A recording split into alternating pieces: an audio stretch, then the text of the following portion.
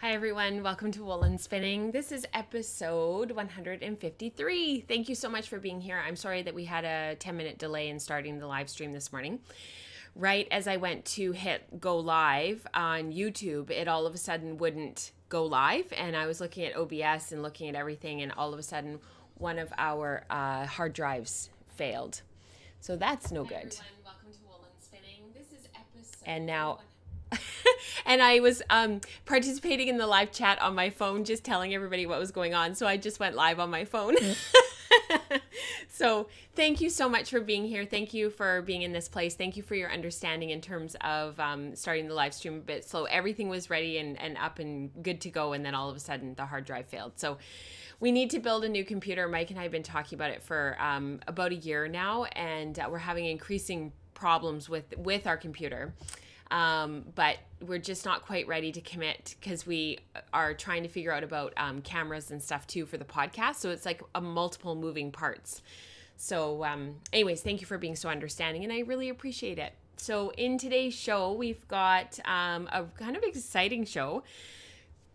I got a really exciting thing in the mail this week. I got my very fast flyer for the Lendrum. So I thought we would actually spend some time later in the show on my Lendrum itself, and we'll do some spinning, and we'll talk a little bit about spinning on a much faster set of ratios, and just sort of talking about some luxury yarn that I've started spinning on it, and I thought that would be kind of fun. We had yesterday, and then the other stuff that we want to talk about was a couple of a spin that I'm currently prepping that's just a fun spin that's come out of some discussion in our questions and queries group yesterday actually, and I wanted to show you a little bit of yarn that I'm plying on my Magic Craft. So we'll do that at the same time that I'm showing you my Lendrum, because I've got the camera set up to do both. So that'll be kind of exciting.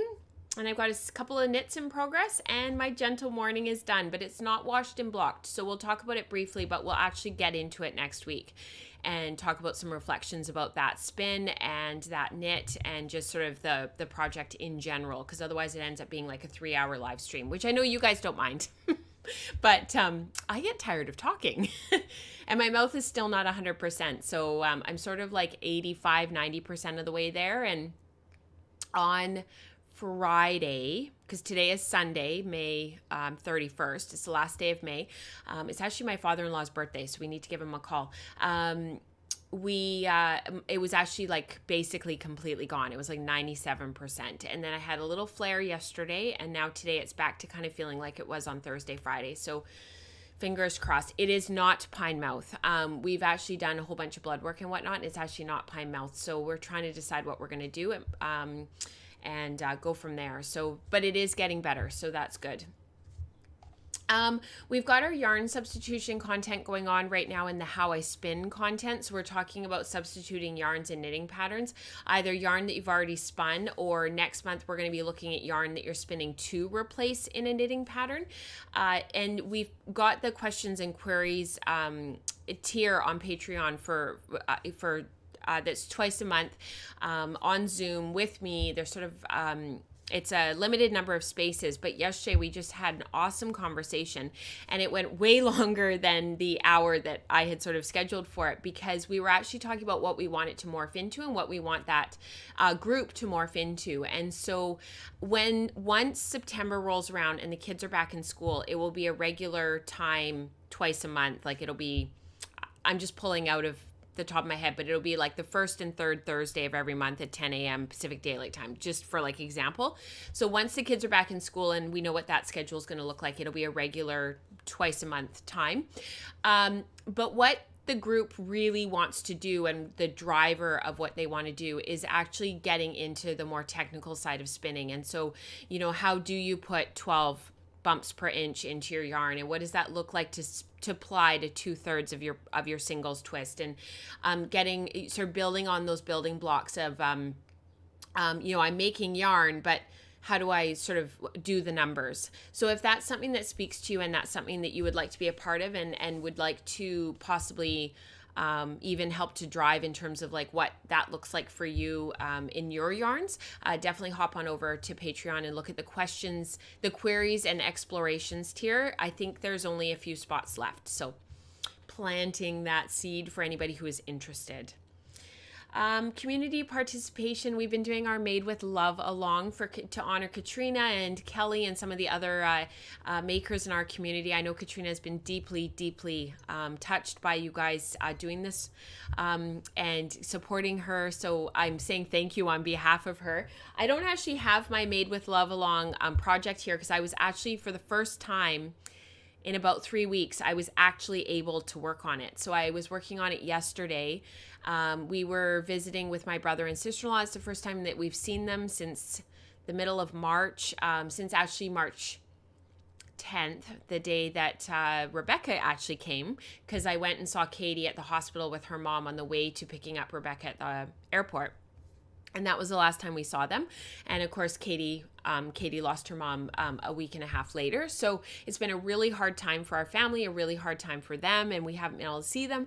So my mom took her vehicle out of the garage, and my parents have quite a large garage. And so we set up lawn chairs, and we had muffins and coffee and tea, and the kids were able to play and do social distancing because they're old enough now. And we had a really lovely visit. So it was really overdue and really, really nice. So I sat there the whole time and worked on my Anchors cardigan. So I have not made any progress because it's like Stockinette Island for days, but one day I will get there. So that's fantastic. I'm just looking at the chat. Thank you everybody for being here. Yeah, thank you for the kind words earlier when you guys were saying thank you to Mike. I know he really appreciates it. Eve calls him Mr. Welford, and him and I've been talking about what we're going to do from a tech perspective for the podcast. So, we've been looking at vlogging cameras, we've been looking at DSLRs, we've been looking at PC parts that we want. We've been looking at, just a whole bunch of stuff and sort of what it looks like for us going forward. So that's something you'll see some tech changes over the next probably 3 to 6 months. But we just want to be very thoughtful about how we do that and how we introduce new technology. There's no point in just introducing a whole bunch of technology that's all higgledy-piggledy and isn't really what is going to work for the podcast and work for us. Also on a personal level, like in terms of him gaming, he doesn't game a lot, but a little bit. So thank you for being understanding. For May and April, we have a giveaway going on in the Ravelry group. Look for the April and May episode thread. It is linked in the show notes, which is linked in the live chat here, and is also available at patreon.com/wildforpearls. And also show notes are available on the blog as of Tuesday after the live stream.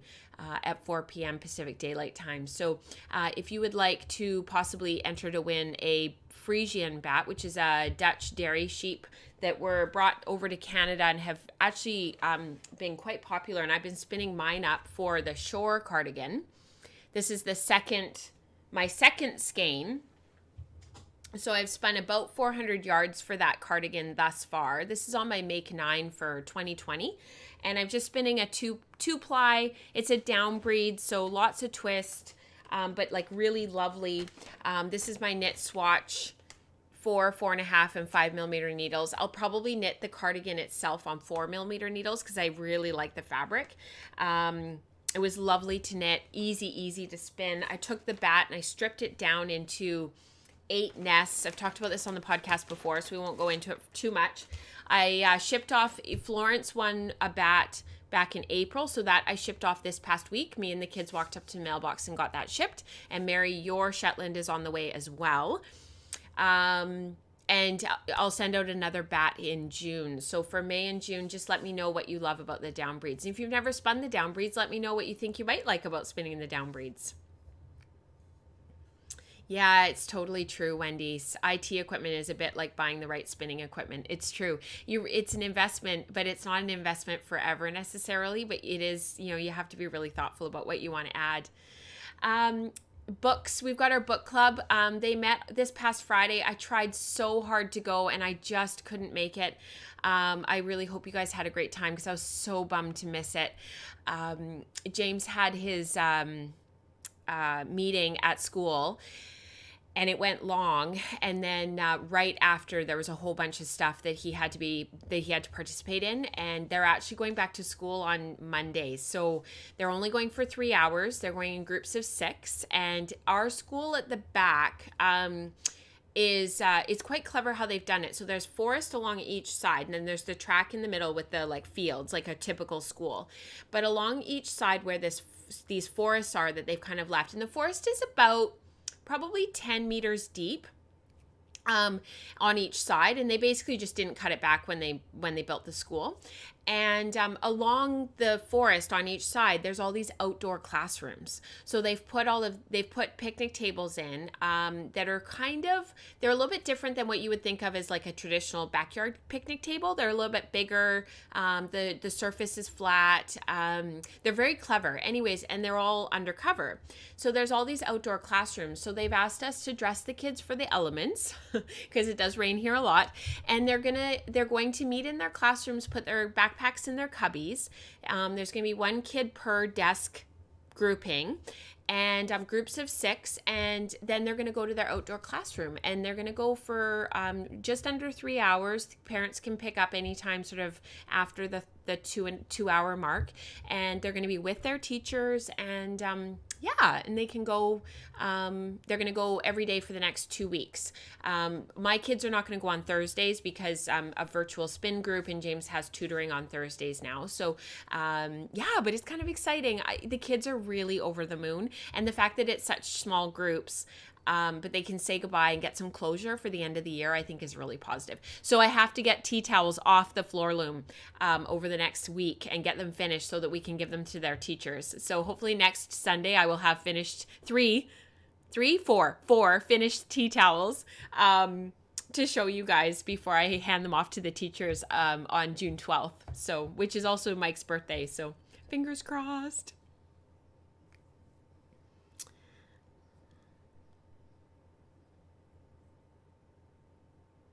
Yeah, a simple machine doesn't go so obsolete as quickly. It's so true, Becca. Okay, I wanted to show you Megan's Made with Love Along project. So let me just pull it up. She made, because I had shown you her initial swatch. This is Megan at Likey Meg on Ravelry, and in Slack I think she's just Megan in Slack, actually, to be honest with you.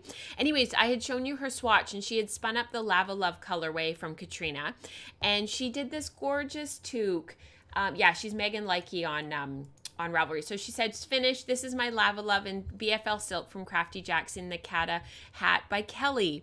So Megan gets 3 points towards her Made with Love Along entry because she did a Crafty Jacks product, a Kelly G Knits pattern, and then of course just participating.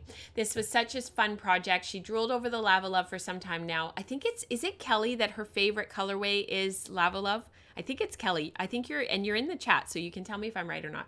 The silk gives it a shine, which really makes the pattern in the hat stand out. She stripped the fiber down and did a traditional 2-ply. The Kata hat pattern is really well knit, really well written, and really fun. If you're looking for a first Fair Isle project, this is a good one. I still have half of my Lava Love yarn, and she was thinking about knitting a second Kata backwards with the Lava Love in the background and the white flowers in the foreground, which would be really cool. And I love in the hat how you can see the movement of the color. It's very effective, really, really pretty. So, and then giving them to her sister and her daughter, so she'll see. Really, really beautiful. Actually, what I love about this hat the most, about this toque, and actually I'm thinking about knitting one for myself and doing a matching one for Nora, is the crown decreases. I love, love, love those crown decreases. So kudos, Kelly. Really well done. All right, this is Christine, and then we'll run the intro credits. This is her finished yarn in the Handspun thread. So we have in our Ravelry group, we've got a thread for sharing your Handspun so that we can ooh and ah over everybody's Handspun yarns, but also read about people's reflections and what they think about their yarns. So these are 2 spindle spun yarns, 100-gram skeins that she finished in the last few weeks. This is Christine 65, very active member of our community. I think the combination of having to watch the spindle and the repetition of the process makes it a very soothing activity when there's so much uncertainty and chaos going on in the world at the moment. Very true, Christine. I totally agree. I've been spindling a little bit when we go for our walks because the kids want to play when we get to wherever we get. And so I'm actually almost finished my Crafty Jack's South African bat that she had given me after my dad died. And when she gave me the one of Eric's Turkish spindles that he made, I'm almost done and I'm almost ready to ply. So I've been walking around spinning the last little bump for the singles, but I've been walking around with my Schneider steampunk spindle as well to start getting ready to ply. And I'm looking forward to finishing off that project. First up is some Chevy at home dyed in blue, greens, and yellows. Single spun on her IST Top Whirl spindle, and yarn was plied on her big purple heart spindle. 3 ply, 92 grams, and 268 meters for a grist of 1,448 yards per pound, or 2,918 meters per kilo. Really cool. Beautiful yarn. Still really lovely sport weight, it looks like. Maybe heavy fingerings, light sport.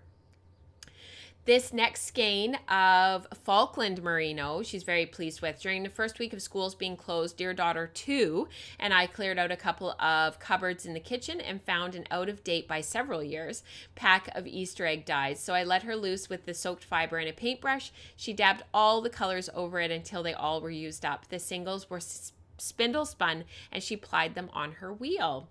It's slightly more yellow than it looks in the photo. It's a 3 ply, 363 meters for a grist of 3,900 meters per kilo, or 1,900 yards per pound. Beautiful, Christine, really beautiful.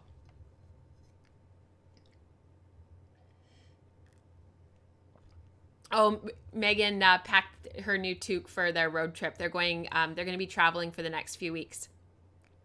Which actually, Megan, I need to talk about because I've talked to you about, because I'm wondering if we should send that CVM fleece. I'm going to ask Greta as well because I don't see. Oh yeah, Greta's here too.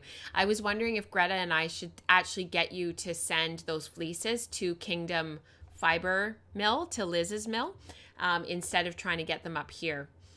So I'll talk to you about that later. Yeah, because then Liz could put them into pin drafted roving for me and Greta and then ship them straight to us. So. Yeah. All right, let's run the intro credits and then we'll get into my projects and what I've been working on.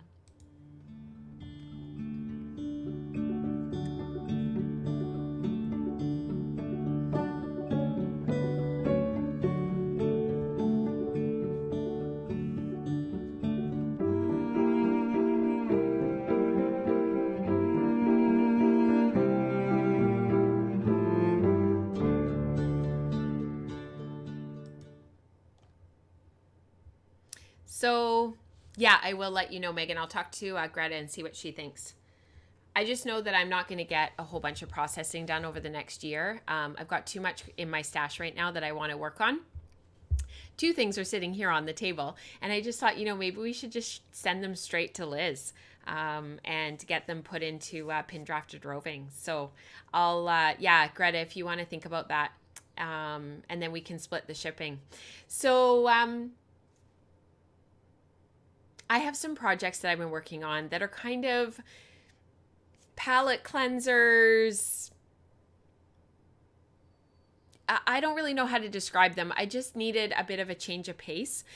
And in our queries and explorations group, we were talking the last couple of sessions about the spin cycle yarns, and one of the members, Leanne, and some of you will know Leanne from Slack and everything, and she's been in our group, in our community for a really long time. She was really reflecting on the fact that what she loves about the spin cycle yarns is that slow transition of color. And I was thinking about it after we had talked about it, and we had this huge conversation about it. And I started thinking about this colorway that was in my stash, and it's been in my stash for a really long time. And I bought this back in 2015, 2014, and this is Kinfolk. And unfortunately, Kylan is quite unwell and has been going through treatment. And I'm really hoping, I've been, praying like crazy for her. She is so talented, and she is a lovely, lovely person. So I've been thinking about her, and actually if our community can just keep her in their thoughts and prayers, and I think she's just one of those amazing people. I'm gonna get a bit tearful. Anyways, I've had this in my stash forever, and this is called Anacortes Autumn. And of course, for those who are local to the Pacific Northwest, you'll know Anacortes is just down in Washington. It's one of my most favorite places to go. We grew up actually going down there because we would camp at Connor. So for those who kind of know this area, you'll know these places that I'm talking about. For those who aren't from here, it's totally fine. These are kind of fishing villages. They are right along the Juan de Fuca Strait in Washington, and it kind of goes up into BC and into the very and creates the southern Gulf Islands and all of this sort of geography that exists in this sort of Pacific Northwest region. And we used to go down to Connor a lot because there was not an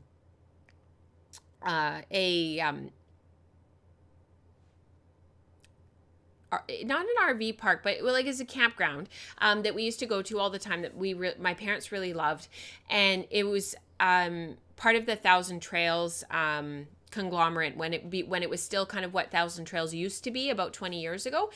So for those who know that group of campgrounds, you'll know what I'm talking about. So anyways, we used to go down there, and Anacortes is just a spit, hop, and a jump. And we used to go out there, and we used to go and get clam chowder, and we'd walk in the little shops. There's a great quilting store that my mom always used to go to. Anyway, so it's just an area of sort of really fond memories. And so when I saw this colorway, obviously these are not really my colors, just because of the red. But as we were having these conversations in the Queries and Explorations group and talking about these slow transitions of color, this colorway just kept coming up and coming up and coming up and coming to mind for me. And so I thought, well, maybe I should pull it out and see if I could do, a slow transition of color with this colorway, because my friend Diana bought a similar one as well. I think it was called Parrot, if my memory serves. This is a long time ago. And she did hers as a 3-ply fractal, and it was beautiful yarn. So I kind of always assumed I would just do a 3-ply fractal as well. But the more I've been thinking about it, the more I've been thinking about doing a traditional 3-ply. It's what I sort of thought I would do. Let's move this out of the way just because it's camel and silk, and it does tend to stick to everything. What I sort of thought I would do is, if you look at the colors, she's put the dye on in a really lovely, I don't mind I'm braiding this whole thing, but I just don't want to have so much fiber that I can't cope with it. So I'll just move over just a little bit, and we'll turn the mic a little bit so you guys can still hear me. You'll see how she's put the dye on like this. And so it goes from the red to the green to the blue to the red to the green to the blue.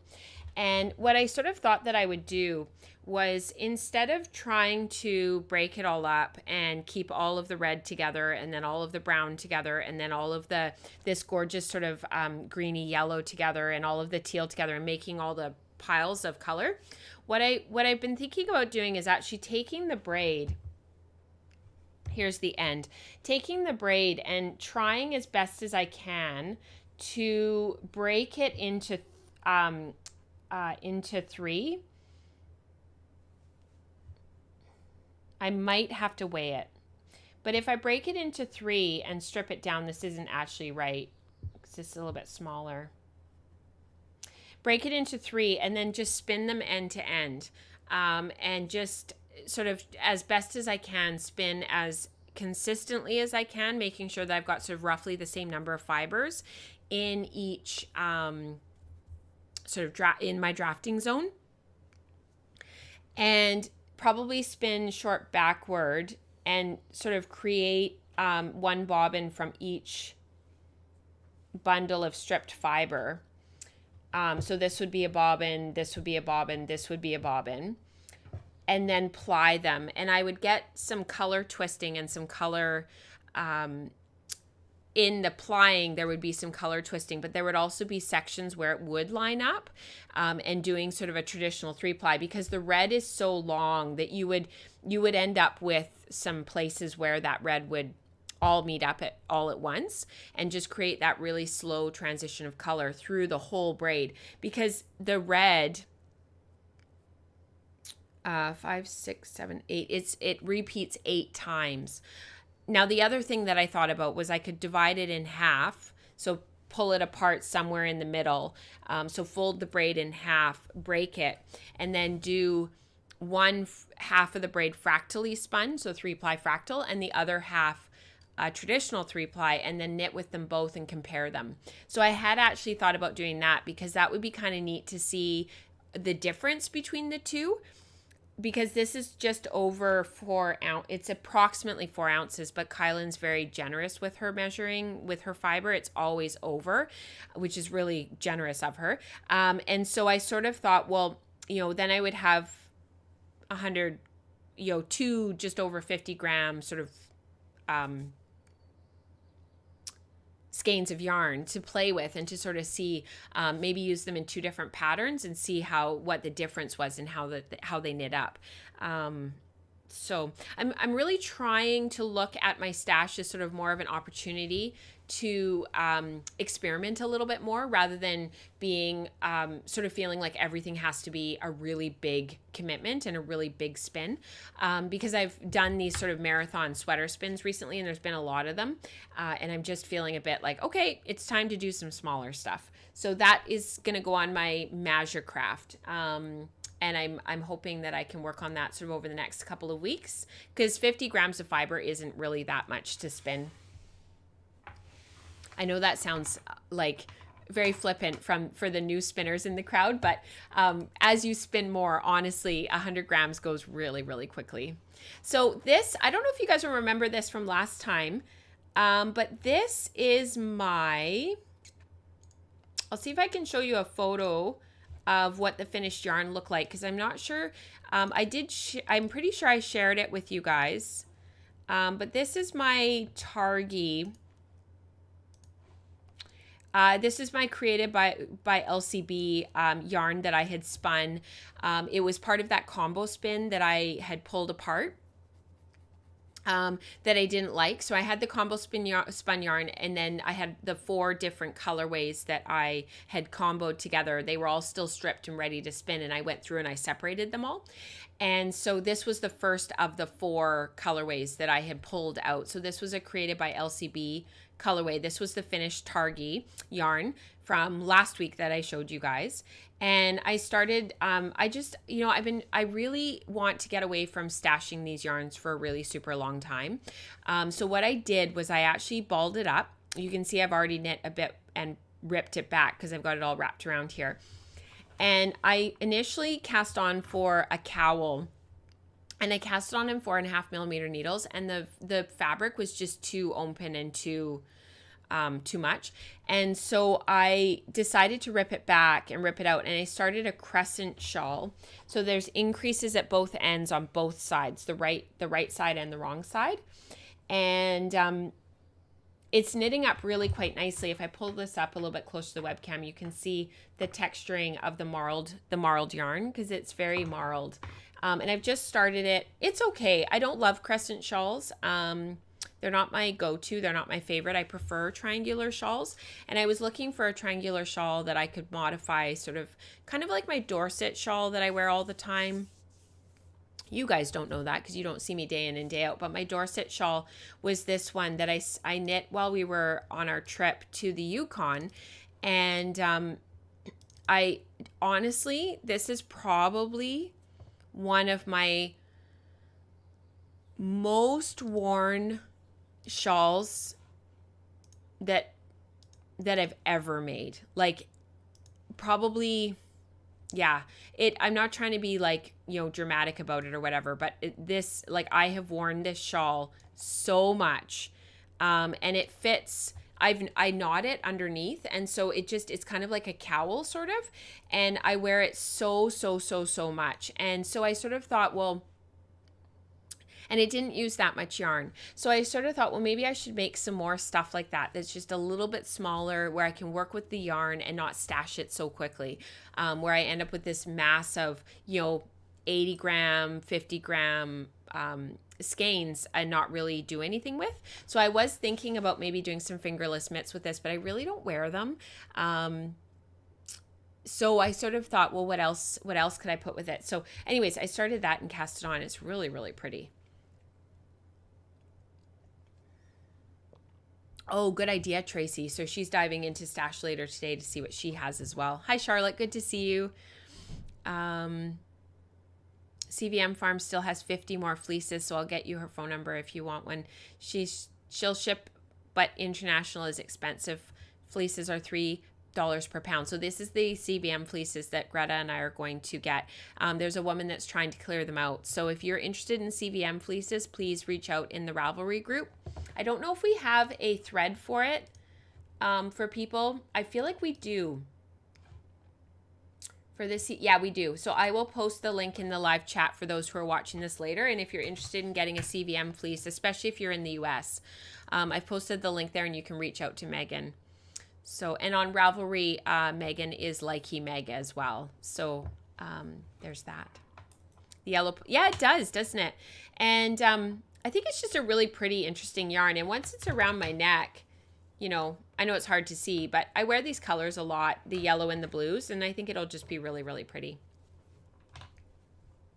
So last week, I think it was last week, I had talked about my Vellichor. I don't know if I'm saying that correctly or not, but it's an Andrea Mowry pattern. And I think I had just joined in the round. So I've actually been able to do a little bit of the mosaic knitting. This is my Handspun Pasuta colorway from Katrina. I did as a 3-ply fractal, and my e-spinner, I did this on my Ashford e-spinner. Oh, and I had to show you guys because she's so funny. Nora comes up to me last night and I'm spinning away because I've been working on my Falkland spin, which we'll talk about when we move over to the other camera. And she's so funny. She's standing there and she's looking at my e-spinner, and of course I've got the battery and everything hooked up, right? And she's looking and she's looking, and she's got this like thing of stickers, and she's looking and she's like, "I like your spinning, Mommy." And I was like, "Oh, thank you, Nora." And I was exhausted last night. I was so tired. My mouth was flared. And I really needed to get to sleep. And it was 8:00, so super early. And we'd had a lovely dinner. We'd had a lovely day, but the kids were falling apart. And it was just like, I just needed some quiet time. And I really was craving some time with Mike and just to check in and chat about a few things. And she's standing there and she's like, "I'm going to make your e-spinner even more pretty, Mama." And I was like, "Can you please not? Like, I don't want a bunch of stickers on my e-spinner." So next thing I know, she's taken 2 little strawberry stickers and she put them on my e-spinner. And I don't have the heart to take them off because I don't want to deal with the sticky residue underneath. And they're actually really quite cute. So that's what she did to me last night. So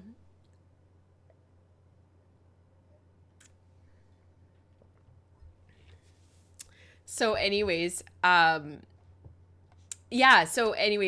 was just reading the chat because Kelly had a question. Kelly, I'm not sure. We'll have to ask Megan. So I'll let Megan answer you, Kelly, because I know you're just in Squamish. So we could do 3-way shipping if we sent it to Kingdom. So anyways, so I had joined this. So what I modified in this pattern was so this Vellichor is by Andrea Mowry, and I think Greta made one. Yes, her daughter wears hers all the time. She's tempted to knit a second one cropped like the original.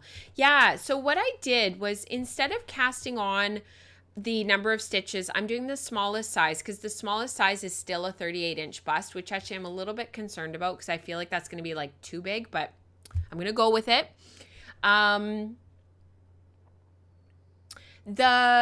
Instead of casting on all of the stitches, I cast on only half, and I worked back and forth for the first it ended up working out to just over an inch by the time I sort of finished the final row. And and then I did that again, and then I broke the yarn and I did that again. And so I ended up with these 2 pieces of bottom ribbing. And then I'm going to move my mic so that I can talk this way. I hope that's okay, you guys. So what I did actually was I joined by knitting across the one side, and then I took I cast on 2 extra stitches on both of these, so that those 2 extra stitches ended up being knit together with the mock cable. So then it joined the garment for knitting in the round. And then I did that again on the other side, and I placed a beginning of the round marker so that I would know that that was where I started my round, and that was the side. So and then I started the mosaic pattern. So what I'm excited about with this is because the ocean is such a beautiful blue color, and actually it's not coming up on the webcam as accurately. It's a little bit darker even than what is showing up as on the camcorder. But what I'm really loving about it, what I'm hoping will happen, is that as the yarn moves through the fractal, that and as I knit off of the ball of yarn, my handspun, that you'll see in the mosaic the movement of the stripes, and they should be very, very slow, because if you look at my pasuta, at the ball of my pasuta, you can see there is some striping, like there's the blue in the middle there. It's showing up as teal, but this is actually more like an ocean color. It's very similar to this color down here. You can see that there's places where all of the blue matched up. There's places where where there was only one single of blue, but two of brown, and so on, all the way through the ball of yarn. So I'm really hoping that what it creates is a very gentle movement of color as you come up the body. I need to get a second ball of ocean from Katrina, which she knows, but I don't know if I need a petite or a full 100 grams. So because her tough and tender, this is her tough and tender base, is 425 yards, I think. And she does petites that are half of that yardage, so that if you don't need a full second skein, you can just get a half skein. I'm going to ask her what, I told her I needed to wait until I get to the point where I know how much more yarn I need. It depends on how long I make this. So I definitely will need a second skein, but do I make it cropped? Do I make it longer? And what I thought I would do is when I get to, I think I had sort of in my mind thought like 12-ish inches long, that I would put it on my dress form with a couple of different outfits and decide whether I wanted to make it a bit longer or a bit shorter. I'm kind of leaning towards making it so that it would actually come to my, like, these are high-waisted jeans, and I'm sort of thinking that I will make it so that it comes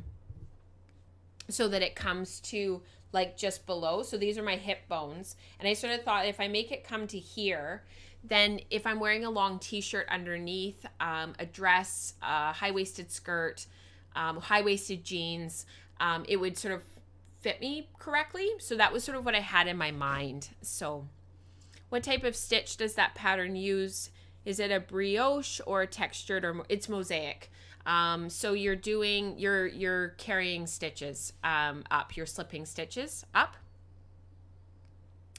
One of the things that I had seen on Ravelry when I was looking at people's project pages and looking at their reflections and stuff, I'm getting really warm, so I need to take off my sweater.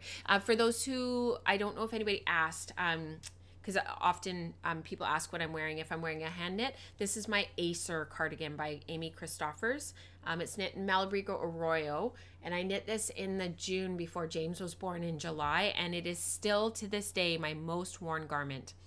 I wear this thing so much. I was wearing it yesterday when we got together with my brother and sister-in-law. It goes with almost everything in my wardrobe. And this is actually a gift from my best friend. She gave me,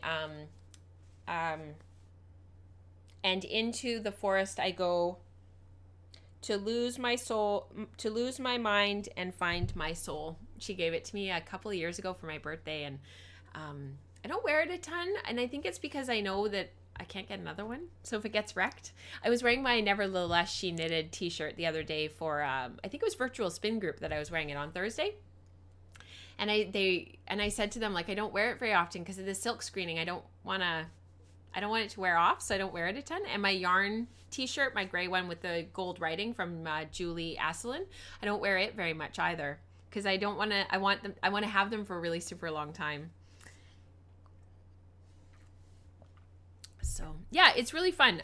This pattern has been really enjoyable. But what I was going to say about people's project pages on Ravelry, a lot of people said that the knitting went way faster than they thought that it would because you're slipping stitches for one. And the other thing is because it's just interesting enough because you're not working in stockinette every row for a bajillion rows. It holds your interest, and next thing you know, you've knit 4 or 5 inches.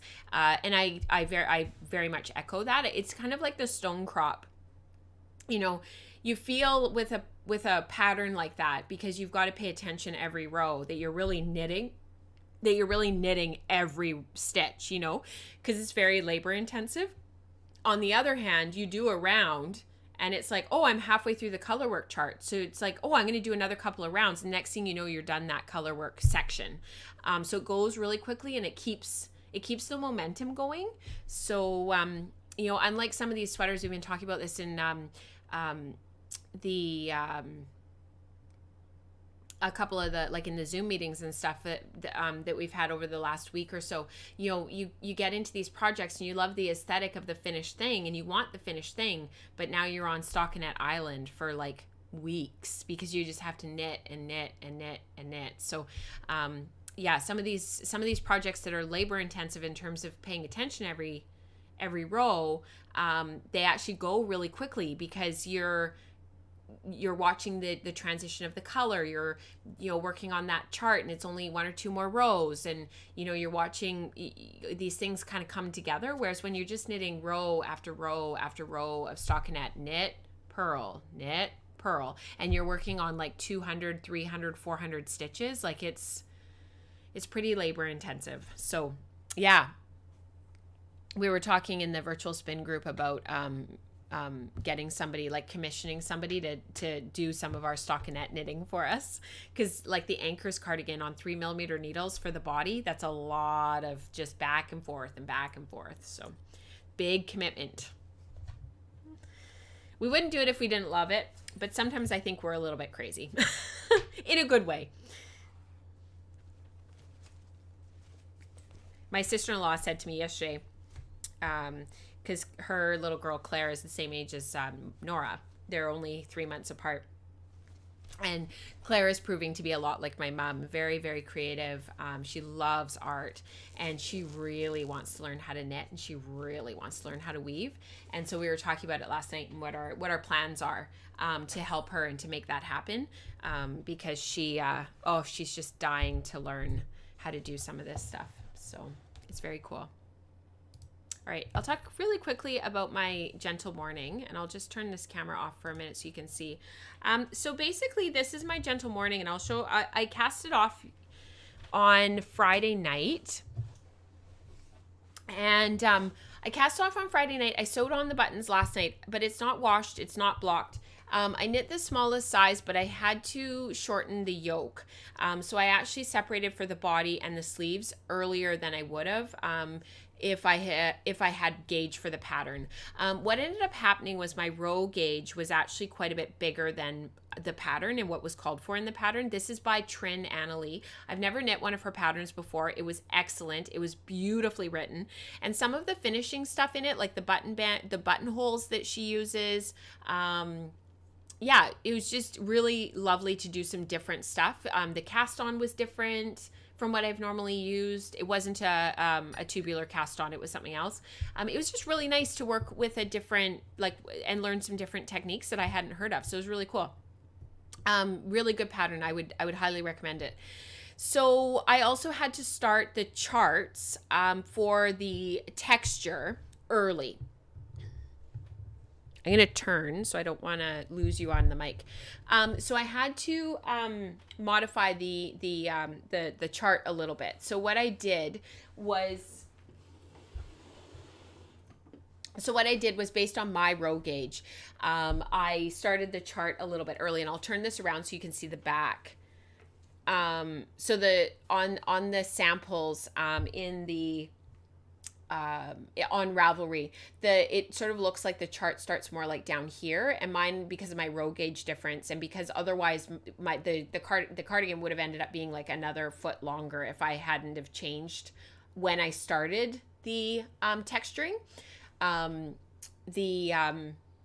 It just wouldn't have worked out. So I ended up with a little bit more, like it takes over a little bit more of the back of the cardigan, which I actually kind of like. I think it actually, because of the row gauge difference, I think it actually really works. And it just has a nice homogeny to it. So she, in the pattern, uses side increases and decreases, and there's some shaping in the waist. I ended up not doing any of that because I wanted more of like a jacket, and I wanted something that had really a little bit of ease so that I could wear. Actually, to be honest with you, what I wanted was something that I could, like my red Willamette. I wanted, which is an Amy Christoffers pattern, another knit that I've worn a ton. I wanted to be able to put a sweater underneath the sweater when we go camping. So not a hand knit necessarily. Actually, I would never put a hand knit under a hand knit because it's too much. But what I do when we're camping is I often have a long sleeve shirt on. And then I have like kind of like a sweatshirty, kind of like a thin sweatshirt material pullover that I wear I've worn it on the podcast a few times. It's got a cowl neck. It's gray. And I will put that on often, and then I'll have something like this over top. So I always put my red one over top, and now I'll have two. I'll have the choice of two. So I found these buttons in my stash. I'm trying to use stashed stuff right now. I was hoping I could use those square ones, but I only had 7 and I needed 9. So, and actually these ones fit a bit better because the other ones, I think they would have slipped out of the buttonhole. So just because of the way that the buttonhole is done. So these actually fit a little bit better. Now there is some bubbling at the front here because I haven't washed and blocked it yet. So this is all curling back on itself. So the front button band looks really bubbly right now when you feel it. Like it's like very bulky, but that'll fix itself when I go to wash and block it. So we'll talk about this more next week and about the modifications that I made. I had 30 yards of yarn left. Oh, and I will give you my finished yardage because I weighed the cardigan after I finished it. So before I put the buttons on and after I'd taken all the row markers off and stuff, I weighed the cardigan to see how much yardage I actually ended up using. So this cardigan ended up being 1,035 yards. And I have 30... I'll show you. This is all I have left. That's it. It's about 30 yards of yarn left over. So, and Katrina had dyed this for me. So this, she did I asked her for the Silver Mist colorway. So this is, the bottom is my 2-ply sample that I had done. The middle is my 3-ply that I eventually settled on. And the top is the dyed skein. So this is Cheviot that I spun from my stash. I had the sweater used 355 grams of yarn. And I had, I don't actually know how much I had in grams in the end because I thought that I had a full pound and I didn't. So it spun up, the yarn spun up to 1,324 yards per pound. But I ended up with about 1,100 yards of yarn in total. So how much did I have? More math, you guys. We always do math on the podcast. So I had 1,100 yards of yarn for 355. Oh no, that's not accurate because I don't know how much this little skein weighs. So I'm not sure how much my pound, how much, I'll have to do some math and we'll talk about that next show. So Yeah. Anyways, we'll talk about this sweater more next show, and I'll show some modeled photos. It fits me perfectly. It's probably about 4 to 5 inches of positive ease on me, which is what I was going for. If I had stuck with the pattern and not knit this one a little bit smaller than the smallest size in the pattern, I would have ended up with about 6 to 8 inches of positive ease, and that would have been too big. I would have had a lot of fabric in here. So I'm glad that I made that change, but we'll talk about that next show. And kind of get into that, because I think it just gets to be a lot, and we did start late this morning, so I want to get to the spinning. I just want to make sure I didn't miss any questions in the chat. I love stockinette too, Laureline, and I love the look of it. Knitting stockinette for miles on 3mm needles is what is a bit challenging. So, oh yeah, Megan, she always knits on her bike trainer, which is so smart. Okay, so I'm going to move the cameras around a little bit. I'm going to move lights around.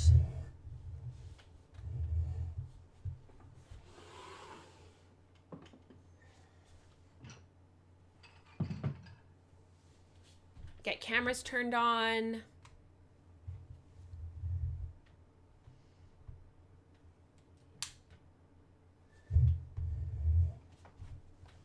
Yeah, I like the column at the back too, Becca. I really like what it does for the, I think it's more interesting. And I think that when you can have stuff, like when you have that texture and that interest, I think it really makes a big difference, because, the stockinette down the back would have been fine, and down the front too. But I think having that come up in the bottom ribbing, the top ribbing at the collar, the ribbing in the sleeves, and then having it in the body of the cardigan, I think it just really makes it. So I totally agree. All right, let me just pivot here. We're going to change the cameras around. How cool is that? So, all right, so this is the Lendrum Very Fast Flyer. The Lendrum Very Fast Flyer gives me, and the reason why I ordered it, it gives me ratios of 20 approximately, 26 to 1, 30 to 1, 36 to 1, and 44 to 1.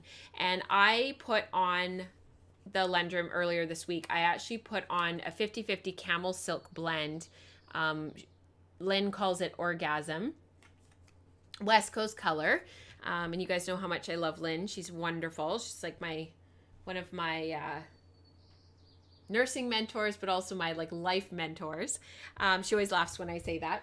So the reason why I ordered this was because I really wanted to have 2 lace kits basically. So I have the lace kit on the Majacraft, and that gives me a ratio up to 28 to 1. And then this will give me ratios up to 44 to 1 for spinning cotton, cashmere. I had said that I couldn't find my cashmere and that I didn't know where it was, but I did find it. So what I've been doing, and this is what it looks like. It's a little bit different than the traditional flyer. So you can see how it's quite a bit smaller. And actually, my regular flyer is just out of reach. So this is the Lendrum, the regular, this is the fast flyer, but it's on the regular head. So this is what sort of the Lendrum head looks like in comparison to, I don't think I can put them side by side, but you can see sort of the difference. There's a difference in size. Everything's just, a little bit bigger on this, and the ratios on this that you get are up to 17 to 1. So I more often than not spin on this groove here, on that groove there at the bottom. That's usually where my Lendrum lives. It doesn't shift from that spot very often for plying and for singles. So I was playing around with this, and right now I've got it on, can you guys hear me okay? I've got it on the biggest of the whorls. So it's on the biggest of the sort of the choices. So down here at the very, very, very bottom is the 44-1. And I've heard from quite a number of people that the, you know, sort of as you get lower and lower and the whorl gets higher and higher, like the ratio gets higher and higher and the whorl gets smaller and smaller, that it does have a bit of a chatter. And these are the samples that I've been spinning. So I'll just bring those into focus. So this is the 2-ply sample. You can see that beautiful lace weight there. And then this one up here is actually a cable. So I over-plied and then I made a cabled yarn. And that's what that looks like. So that's a 4-ply cabled yarn at the top there. And then the 2-ply. So I'm probably going to do the same thing. I spun this camel and silk back in, I think it was February actually, and this is also West Coast color. And this is a 3-ply, and I had rewound the singles. And we actually are going to talk about this yarn in June's 51 yarn spin along, and we're going to talk about it again in July, but from a different perspective. And this is a 3-ply. It's got lovely drape. It's got a little bit of weight to it from the silk, but it's soft and light and airy because of the camel. Even though there's a lot of twist in it, and it's and of course you can see the sheen on it. It's just amazing. So yeah, so that yarn was sort of the inspiration for this yarn and for doing this spin. I always worry when I start to move around and I'm away from the mic, whether or not you guys can still hear me as clearly. So I'll get this running and then you guys can see how fast it is. Now, one of the reasons why my flyer is cross-laced and why I've got the single going over the other arm is because it gives the spinner, me, the feeling of not so much tension on the yarn. The yarn doesn't feel any different. It still feels the pull, but for the spinner, it just gives him or her the sensation that it's not pulling quite as hard. So I'll move the camera and you guys can watch my hands in just a sec, but I just wanted you to see how fast this thing goes. And from the mic, hopefully you guys can see how quickly this thing is going once it's actually going, because it's pretty fun.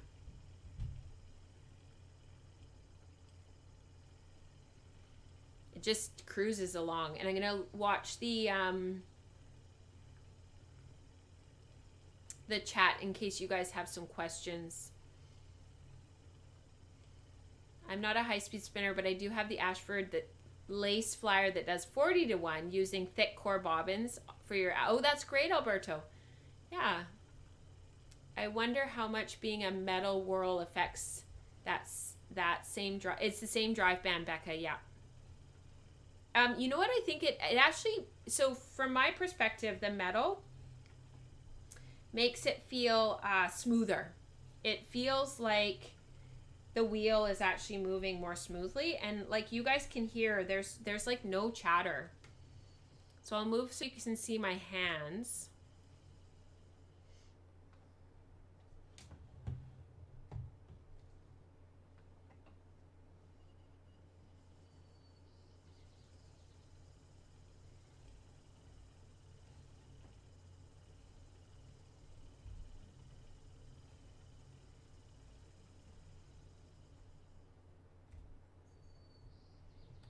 Let's move it over a bit more. One of the things that I've actually noticed about this flyer is that I don't have to I don't have to move the sliding guide as much. And I think part of that is because I'm spinning lace weight, but the other thing is because I think it's just the yarn is so fine that I just don't need to move it quite as much. So it sort of you know, spins up. I can spin for a long, what I'm trying to say is I can spin for a long time and not have to stop. And I did order, for my Saxony, I did order the 60-1. So,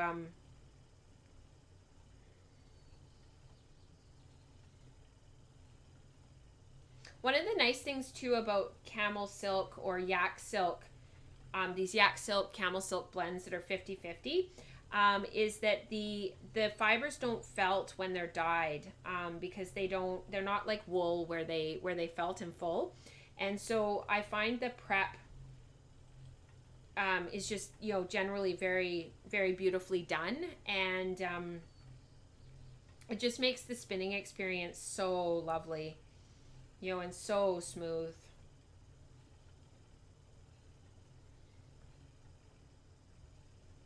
So that's the 26-1. And to be honest with you, when I first started spinning on it, other than lacing threading the flyer, because the flyer is quite different in terms of getting it threaded. So you have to, I hope you guys can see this. I can actually zoom in a little bit. Oh no, I'm as zoomed in as I can go. Basically what you do is you put the singles through the guide, and then it actually goes into the arm. So you can see how there's that groove there, and it goes into the arm and then through and out the front here. And I've got some photos to show you. So I could just sit here and do this all day. So otherwise I will. So I probably should come back and show you guys what I mean. So let me show you.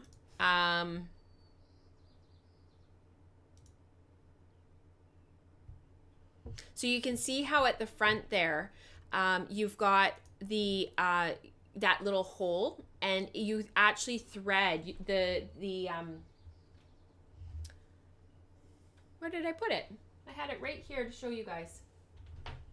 Oh, here it is. I found it.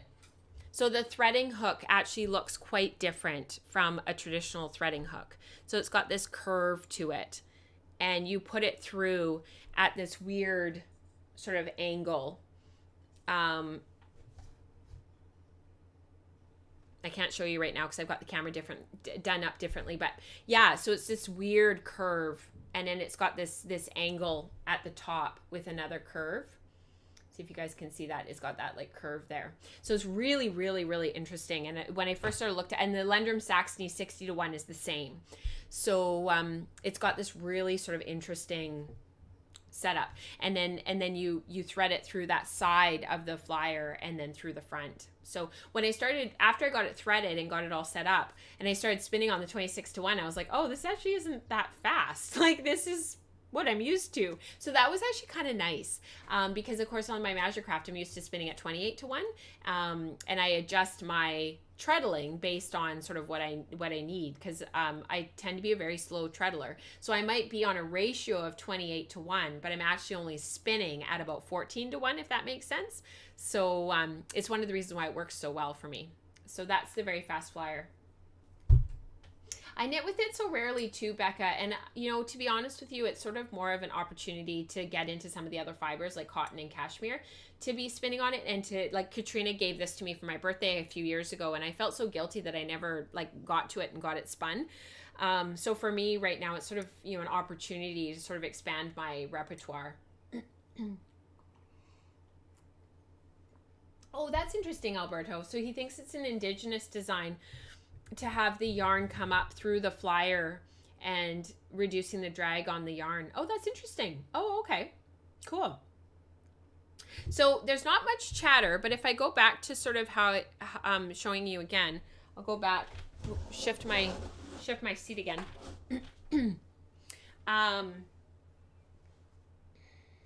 I'll go down to the faster ratios.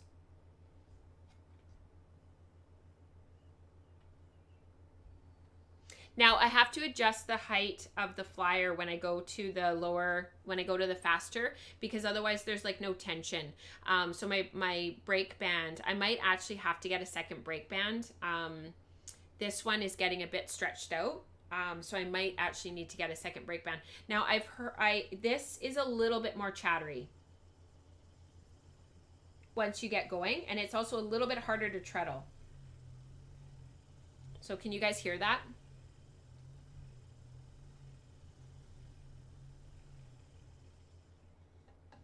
And also my yarn is getting to be too high twist now. So there's like too much twist building up in the forward of my hands.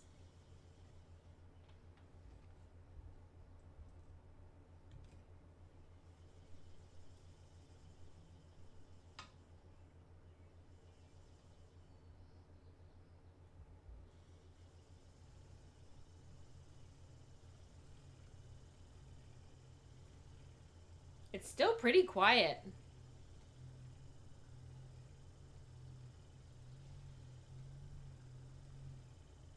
It's got a bit of a hum to it.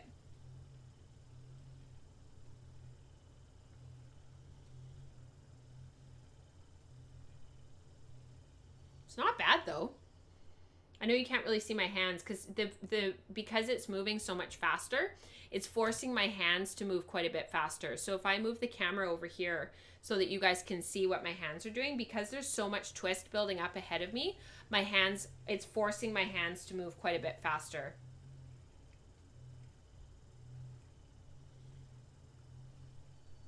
Even though my feet are going super slow.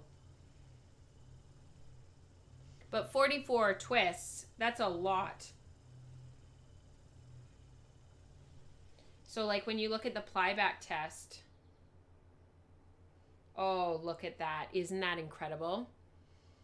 Oh, yarn porn. Love it. Yeah, it's not loud at all. Like it's got a teeny tiny hum, but it's not bad. You could take this to a meeting or, you know, and it wouldn't be, nobody would be upset about the sound at all. I am spinning this across the top. I was going to do it from the fold, but in the end I decided to just hold it together and not break it apart at all, because the silk just sticks to everything and it's just so fly away.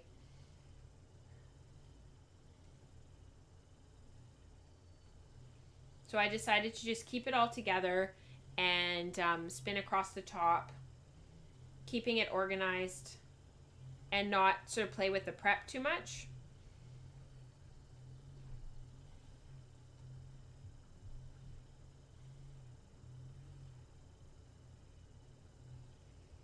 Yeah, that's really fun. Not bad at all. The thing with silk is that you need a lot of twist to hold it together, because you have to remember with yak and silk and camel and cashmere, they don't have scales to hold them together. And so you need a lot of twist to hold stuff together, and you can make silk low twist and you can make it thicker and you can do lots of things with it, but it does fuzz and it does pill. So you're sort of trading off one for the other. If you and you're losing some sheen the more twist that you put into it. But you know, a 50-50 blend like this, I mean, is so high sheen anyways. This is, I think it's only about 57 grams. And you know, I'm gonna get probably 300-400 yards out of this finished yarn, and it'll be a 3-ply. So you know, to me it's, you know, put the twist in there and make a really structurally stable yarn that still has the sheen. And I could even weave with, because I could use this as warp, or actually I probably would use this as warp because it's higher twist, and then this could be weft, you know, and those yarns would be more than able to withstand the tension on my compact, on my Leclerc compact. So yeah, really fun. Definitely not loud at all, not finicky at all. Now, when I am on my Lendrum Saxony, it might be a different story. So part of the reason why this is so easy is partially because the Lendrum is the Lendrum DT. So this is the Castle Lendrum. Is just so it's just such an easy wheel to use. You know, it's Scotch tension. You know, your brake band's at the front. It doesn't adjust. It's just polyurethane. There's a lot of really easy, intuitive things about this wheel that are just easy peasy lemon squeezy. So yeah, just such a great, it's a great wheel. Like, you know, the Lendrum Castle, the Lendrum double treadle, that's what DT stands for. Castle. It's just such a great wheel because, you know, it services anybody from a beginner. When you're using the standard flyer, you've got lower ratios, 6-to-1, 8-to-1, 10-to-1. And then, you know, as you get better and you get faster, you can upgrade. Or if you want to spin finer yarns, you can go up to the fast flyer. And then, of course, you can grow and go up to a very fast flyer. You've got the jumbo for art yarns and textured yarns, plying if you want to. You know, it's a wheel that you can grow on. So yeah, I was talking to Sasha at Sheep Spot on our Instagram Live this past Tuesday about the fact that it's just such a utilitarian wheel. You know, they do what they do incredibly well with a very affordable price tag. And I'm not a Lendrum dealer, nor will I ever be, but I am very Lendrum loyal because I think that they just make an awesome product. Just like Shack does, just like Magicraft, they all make amazing products.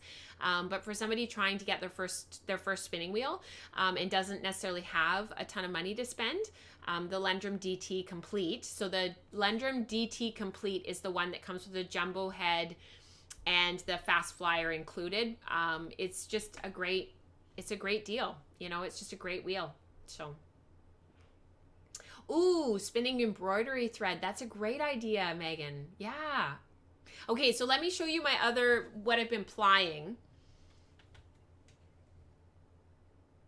So this is on my Magicraft, and this is my Falkland spin that I've been doing the singles on the e-spinner.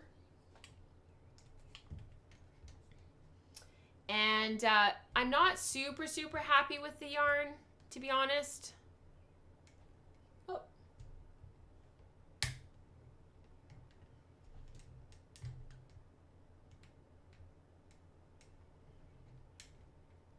It's not my favorite.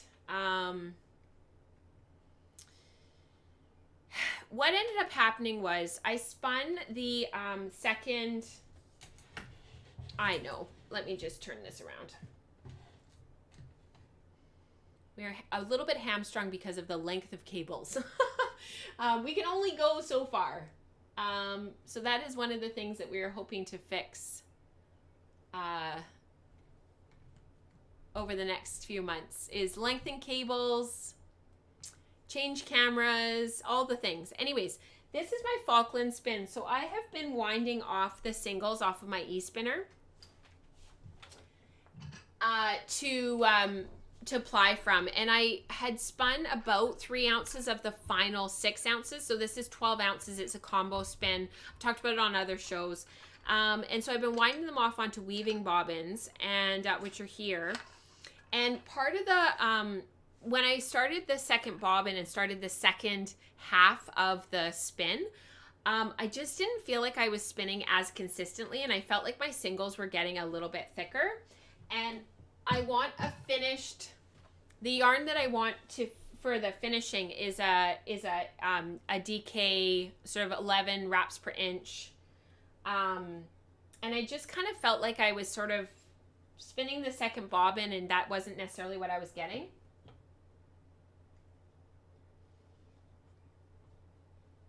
Even though I was being careful and looking at my spinner's control card. But there's just been so much going on. And so I decided to start to ply some of it and just sort of get that initial 3 ounces that I had spun of the final 6 ounces off of the wheel and off of the bobbin, and just sort of maybe, you know, kind of have a bit of a reset. Because you can see in here that some of the singles are just a little bit thicker than what I had originally been going for. So I was a little bit disappointed about that. And I've been plying it more like high twist, and putting in more ply twist to sort of bring it down. And that's definitely been helping. Sorry, I just kicked the camera. So this isn't how I set the wheel up to ply. It's just I pulled it over because the Magicraft moves. I just pulled it over so that you guys could see under the camera what it looked like. So a little bit disappointed in how that, I think just because there's been so much going on, and there's been sort of some stuff going on in the background that just sort of to be honest with you, it's actually felt really stressful the last couple of weeks. And so I think my spinning kind of started to reflect that, and I wasn't really paying as close attention, and I had the e-spinner all set up, and I had the battery pack and was sitting outside a few times. I think some of that frustration and stress and sort of the unknown kind of came out in my yarn. And of course, we all know that happens, and we all know that absolutely can happen. So I guess I was sort of like, so I thought, well, take it off, wind them onto the my storage bobbins, which are some really big Leclerc weaving bobbins for a big boat shuttle that I have that I don't use. And I'll just ply off those 3 ounces with 3 ounces of the singles I've already spun, and then I'll do the rest of the spin. And the yarn, what I'm actually thinking about doing with the yarn is weaving with it. So it doesn't matter if it's a little bit thick and thin and a little bit not as consistent as I had hoped. Yeah, so. Oh, good to see you, Alberto. Thank you for tuning in. Yeah, Dana, Lendrum was her first wheel. She needs to spin on it again. It's so easy. What are the pros and cons between the Lendrum and the Matchless? Great question, Elizabeth. So I don't know why, but the last couple of weeks we've had a lot of conversations around wheels. There have been a lot of wheel conversations. So the Lendrum and the Matchless, it's not really fair to compare the two. You're talking about two different wheels with different price tags that are that meet two different needs in the marketplace, and they both have a really important place in that marketplace, but it's not really fair to compare them. So the Lendrum is not a finicky wheel at all. It's only Scotch tension. You basically get it in its box, you unfold it because it folds. You unfold it, you screw in the back, you put on the drive band. So you have to do a little bit of woodworking in the sense you take off a C-clip, you put your drive band on, you put the C-clip back on, and that's the end of it. Bob's your uncle. And then the only place that you have to adjust from there on out is your brake band. That's it. And so the back piece comes off to interchange your bobbins, and then you pop your brake band back on and you're off to the races. It comes with a jumbo flyer, it comes with a regular flyer, and then it comes with the lace flyer, and it comes with 3 bobbins, 3 or 4, 3 bobbins with a jumbo bobbin. And you're sub $1,000 Canadian. So it's a very, very affordable wheel. It's 100% Canadian maple. Now the Matchless by Shacked has sort of been dubbed in the spinning community as sort of the Cadillac of spinning wheels. And the reason for that is you've got a slightly bigger drive wheel. It can do double drive, Scotch tension, and if you really want to, it can do Irish. It's a little bit more finicky to set up. If you run it in double drive, you have a looped drive band that you need to make yourself and tie yourself, and it really needs to be a seamless drive band. Most people get their Matchlesses and they set them up in Scotch tension and they never change it. The whorls, you have to screw on to the front and back of the flyer. So instead of having a separate flyer with the whorls on it, the Shacked flyer is one piece, and your whorls, this piece back here, gets screwed on to the back. You actually screw it on manually, and that hooks into the wheel. And then your maiden, there's a screw at the top of the back of your maiden that adjusts, and you move your flyer up and down to adjust the tension on your drive band. And then if you're in Scotch tension, you then have to adjust the brake band tension. So you've got just more moving parts, a little bit more finicky wheel, but it allows you to do all of those different tensioning things. The bobbins on the shaft are a little bit bigger, and the Matchless isn't as portable. It doesn't fold, and it sort of is what it is. And you've got a slightly bigger drive wheel, so you've got more range of ratios, which is why on the Lendrum, the Very Fast Flyer, the one that I was just showing you, so the high speed, not the lace flyer, but the next step up, the one we were just doing, has those whirls have to be so small to get that differential between the size of the drive wheel and the size of the whirl to create those really high ratios. There's a reason why, like the Shaft Reeves, why the drive wheel is so big and you get those huge ratios, 60 to 1, 48 to 1, 72 to 1, is because you've got that big differential between the size of the drive wheel and the size of the whirl on your flyer. So that's something to think about, because the Matchless, the drive wheel, is bigger than most of the castle style wheels. And that's one of the advantages, is you can get not massively higher ratios, but you can get higher ratios. It's kind of a jack of all trades. You can get a jumbo flyer for it. That's an upgrade later. And you can get all the different whirls for it. And again, you have to buy them individually and buy them separately. You can get a woolly winder for it. You can get a woolly winder for the Lendrum and the Magicraft as well. But they're not the same wheel, and it's not fair to compare them. As a more similar comparison would be the Lendrum and the Sidekick. The Sidekick can only do Scotch tension. You don't get a jumbo flyer with it, but if your intention is to eventually go into a Matchless or a flat iron, if you get a Sidekick, then all of your bobbins for all of your wheels are interchangeable. So that's something to think about, as is your jumbo flyer. Your whirls are interchangeable, so that's something to think about. Yeah. Do you guys have any other questions about that? I feel like I gave you a lot of information very quickly. So if you guys have any questions, please ask. Matchless, big and heavy, doesn't move well. More stable because it can spin and treadle faster without wobble. More expensive, but does more, can do Scotch Irish double drive. They are both great.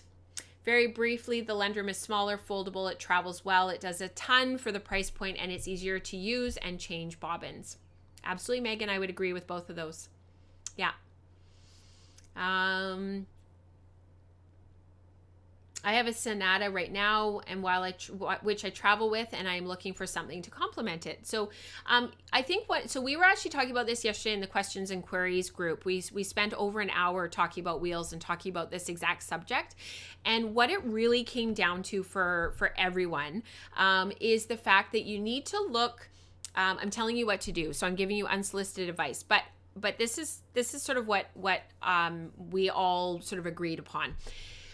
You need to look at your tools and what you currently have, and then you need to look at your yarns and what you're currently spinning, and then you need to make a list of all of the yarns and all of the things, the skills, the yarns, the just the spinning fiber that you maybe have in your stash, or stuff that you would like to buy or acquire that you want to do. And then you need to figure out from that list whether or not your current tools can do that.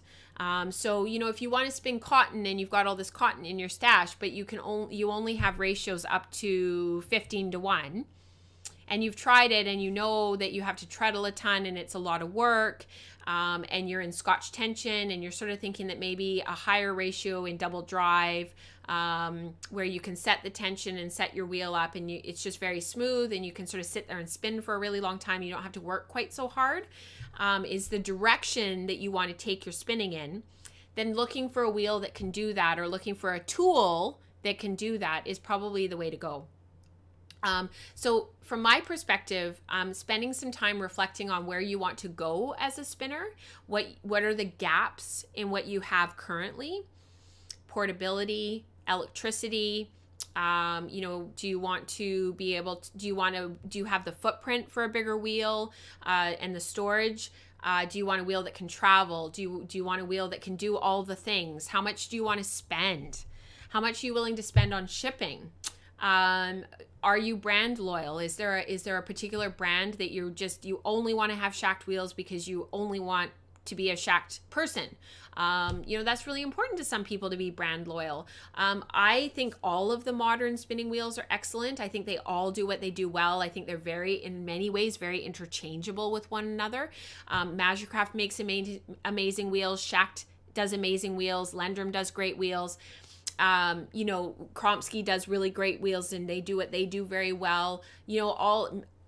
Ashford, very utilitarian, very, very useful, really hard wearing equipment, really well made. They all have really good customer service, with probably the exception of Lendrum. But again, the dealers tend to kind of fill that gap. I think being hypercritical, like taking us, being hypercritical of what is it that you want to do, what is it that you want to make, what do you have in your stash that you feel that you can't currently spin, and then going from there and using us, like ask us, ask people in the community who have some of these wheels. Ask people why they bought the wheel that they bought. That's often very illuminating, because more often than not, it's aesthetics and brand. I bought it because I liked it. That, like, honest to goodness, you hear that again and again and again. I bought the flat iron because I like it. Well, what do you like about it? I just liked it. That's totally justified. Like, I like the look of it. I just like it. Perfect.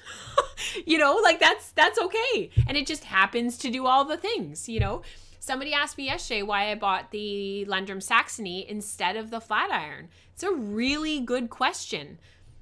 I liked it better. I just like the aesthetics of it better. I love the flat iron. I've spun it on it a few times. I think it's a phenomenal wheel. It fills a huge gap in the marketplace. I just didn't want a black drive wheel. That just doesn't go with the aesthetics of our house. I wanted an all wood wheel that was walnut. Like, honestly, that was really what it came down to. They both do what they do very similarly. They do it very, very, very well. I wanted an all wood wheel. I'm being really honest. So, yeah. An e-spinner have a greater range of yarns you can spin because of the speed range. Okay, so e-spinners are kind of like a whole other discussion. E-spinners are a bit different because they will pull and turn no matter what. So there is no adjustment by the spinner when you're spinning. So if you're spinning something like this, and I spun this skein I did on my e-spinner, but they turn slowly, they turn medium, they turn fast, and they're going to turn and turn and turn and turn and pull and pull and pull and pull, irregardless of what's going on at your end. So you need to be very consistent to make consistent yarns on e-spinners, and you have to be willing to start and stop when you're learning how to use them. And they do what they do. Again, they do what they do very, very well. They're awesome for plying, especially if you have a woolly winder. But they're sort of, if you want to be very, very, very technical with your yarns, and you want to put in a certain amount of twist per inch, because Allison, I know what you're wanting in terms of like what your goals are, from our discussion yesterday. And if you want to get really technical and you want to be able to be very technical and you want to know exactly how many treadles you're putting into your yarns and what you're making, and structurally learning that theory piece of spinning, I don't necessarily recommend doing that on e-spinners. And most of the master spinner courses will not let you do your samples and the stuff that you're sending in for evaluation on e-spinners. So that's just something to keep in the back of your mind. I think the Lendrum would be similar to the Sonata. Yes, they are. So the Matchless would do things very differently. Yeah, and the Matchless is a more finicky wheel. It just is. When a wheel does that many different things, it's going to be more finicky. Any wheel that can do double drive is going to be more finicky. When the maiden moves, it's going to be more finicky. That doesn't mean it's a bad wheel. I'm not using finicky as a criticism by any stretch. But as a spinner, you have to be willing to spend a little bit more time loading your bobbins, a little bit more time adjusting the tension. And some people want to just sit down and spin. They don't want to be technical. They just want to sit down, put their brake on where they always put it, and spin. And that is absolutely important and justifiable. That's totally fine. Yeah. Interchangeability of bobbins is a big question that can get expensive. Yes, if you have multiple brands and multiple wheels from multiple companies, getting bobbins is really expensive. And we've been having a lot of conversation in the Slack channel about storage bobbins that are more affordable. You can look at Bobbins Up. You can look at a weaving bobbin setup and getting a secondhand bobbin winder. You don't have to get tons and tons and tons and tons of bobbins. So many spindle choices. Yes.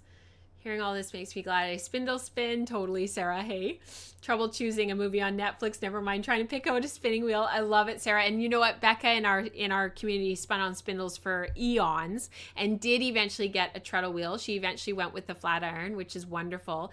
And it took her, 8 years to decide what she wanted. So I think that's more than justifiable to stay with spindles. Oh, baby hummingbirds in the backyard. That's amazing, Megan. All right, I'm going to let everybody go.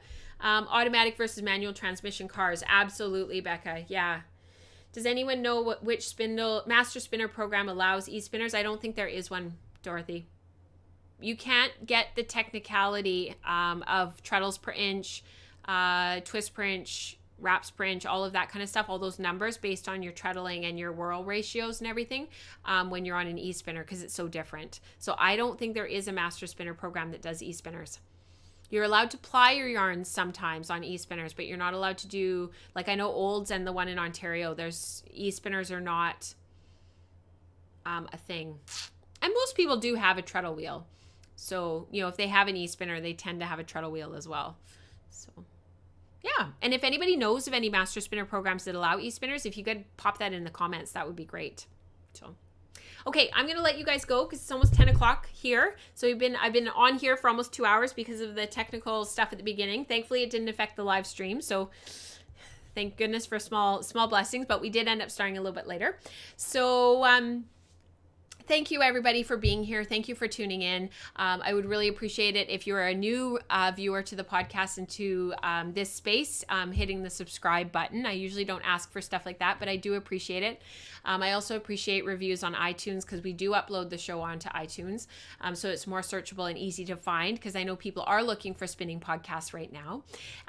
Thank you for coming to this place and for being here today. Thank you for the live chat. You guys always make this such an amazing place, which is why we always go way over time. And I just want to thank you for your enthusiasm and engagement because I really appreciate it.